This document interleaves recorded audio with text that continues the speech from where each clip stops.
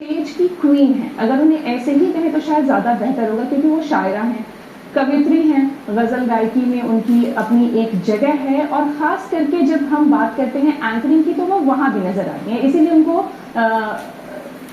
जो कहा जाए कि अगर आप सबसे जानी मानी पर्सनालिटी है गज़ल गायकी में, ख़ास करके बिहार में, तो उनका नाम आता है। और आपको बता दूं कि साथ ही साथ वो और भी चीज़ें करती हैं, मतलब इतनी सारी चीज़ें करती हैं कि उसका जिक्र कर पाना भी मुश्किल है, क्योंकि वो साथ ही साथ कथक भी जानती हैं, तो नर्तकी भी हैं, और उसके अलावा लोक गायकी में भी उनकी एक ख़ास पकड़ है। तो जब इतनी सारी चीज़ें एक साथ आपको समेटनी हो तो थोड़ी मुश्किल होती है, थोड़ी झिझक भी होती है, और तब लगता है कि जब ऐसी पर्सनालिटी से आपको रूबरू करा रहे हैं तो थोड़ी तैयारी हम भी कर लेते हैं। तो उसी तैयारी के क्रम में उनके लिए दो लाइनें जरूर कहना चाहूंगी कि अनुभवों की तरलता से झड़ते पुष्पा मेरी अभिव्यक्ति की पृष्ठभूमि है। जी हाँ, बहुत सारी बातें आज उनसे करेंगे और बहुत सारी चीजें उनसे जानेंगे। तो आइए आपका परिचय करवाते हैं श्वेता गजल जी से। वो कहती हैं कि उनका नाम श्वेता गजल है, और उनकी गजल गायकी में जो समझ है, जो पकड़ है, जो अदब को लेकर के उनकी जो एक खास समझ है, और एक छुटपन से ही जो एक समझ है,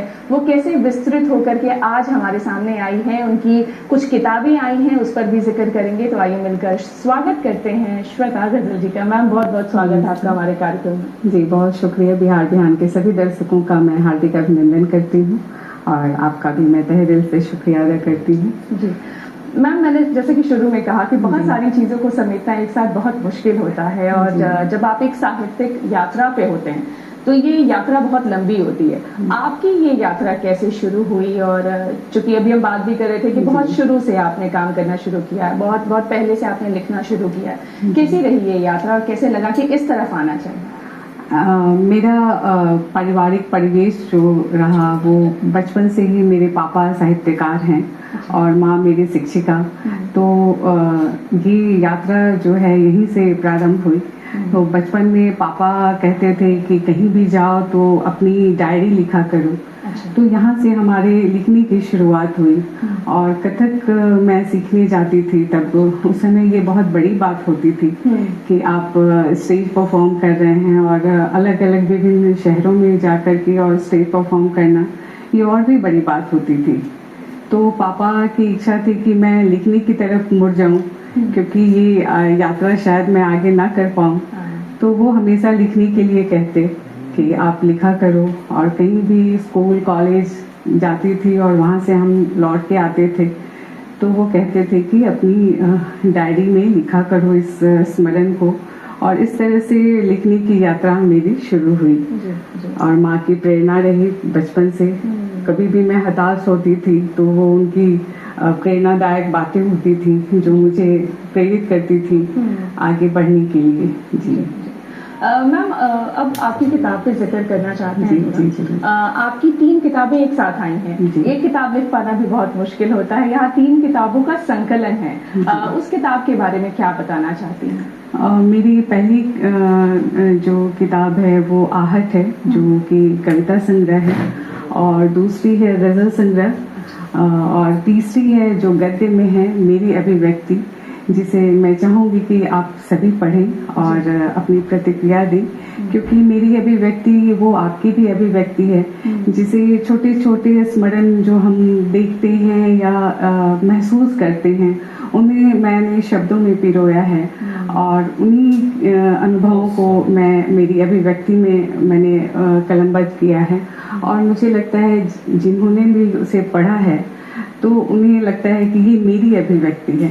तो मैं ये कहूँगी कि जब आप पढ़ेंगे तो आप कहेंगे कि नहीं, ये मेरी अभिव्यक्ति है। तो यात्रा ऐसे ही शुरू होती है। जब हम लिखते हैं तो कभी कविताओं के रूप में अपनी अभिव्यक्ति को व्यक्त करते हैं, तो कभी गजल के रूप में।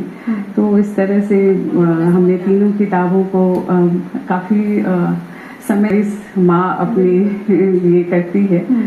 तो आप पढ़िए और आपको जरूर अच्छा लगेगा। मुझे ऐसा लगता है। और मुझे लगता है कि हमारे दर्शक भी जरूर पढ़ेंगे, और तब शायद आपको ज्यादा बेहतर बता पाएंगे कि उनको कैसा लगा और वाकई उनकी अभिव्यक्ति हुई कि नहीं हुई।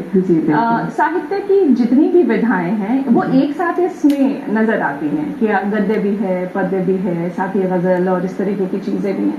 ये कितना टफ होता है एक साथ कर पाना, क्योंकि कभी कभी लोग जब किसी साहित्यकार से बात कीजिए, किसी जानने वाले से बात कीजिए, तो वो बताते हैं कि हर विधा एक दूसरे से बहुत अलग है। जी, और उसमें स्विच कर पाना होता है, कितना मुश्किल होता है। हाँ, ये तो मुश्किल तो होता है, लेकिन क्योंकि आपके अगर संरक्षक हैं और आपके गुरु हैं और उनके अंदर आप काम करते हैं और किताबें पढ़ती हैं, तो हमारे यहाँ किताबें बहुत आती थी, मैगजीन्स बहुत हम लोग पढ़ते थे। तो ये मैं सभी से कहूँगी कि अगर आप लिखना चाहते हैं तो पहले पढ़ना सीखें। पढ़ना जरूरी है और तभी आप उसको अच्छे शब्दों में अपनी बात को ढाल पाते हैं और कविता को भी मुखरित कर सकते हैं। और गजल क्योंकि बहर होनी चाहिए, उसमें रदीफ, काफिया, ये मात्राएं उसमें बड़ा मीटर होता है जी, उसमें वो मीटर में होता है। अगर वो मीटर में नहीं है तो उसको खारिज कर देते हैं। तो ये तीनों अलग अलग विधा है और तीनों को लिखना वाकई मुश्किल है, लेकिन सारी मुश्किलें आसान हो जाती हैं अगर आप शुरू से पढ़ते रहें, किताबों का अध्ययन करें, तो आसान हो जाता है हमारे लिए। जी। और चूंकि आप इतने कम उम्र से ये चीजें कर रही हैं, तो शायद आपके अब ज्यादा बेहतर पकड़ हो गई होंगी इस तरफ। चूंकि आप गजल गायकी के लिए बहुत जानी जाती हैं, श्रद्धा गजल आपका नाम भी है, तो हम कुछ गजल भी आपसे जरूर सुनना चाहेंगे। सुबह सवेरे का वक्त है, मुझे लगता है कि हमारे दर्शक भी जरूर इंतजार कर रहे होंगे कि बातें तो हो रही हैं लेकिन साथ में गजल भी होनी चाहिए। बिल्कुल। मैं कथा से अपनी बात रखती हूँ। फूलों की तरह जिसका भी किरदार नहीं है, फूलों की तरह जिसका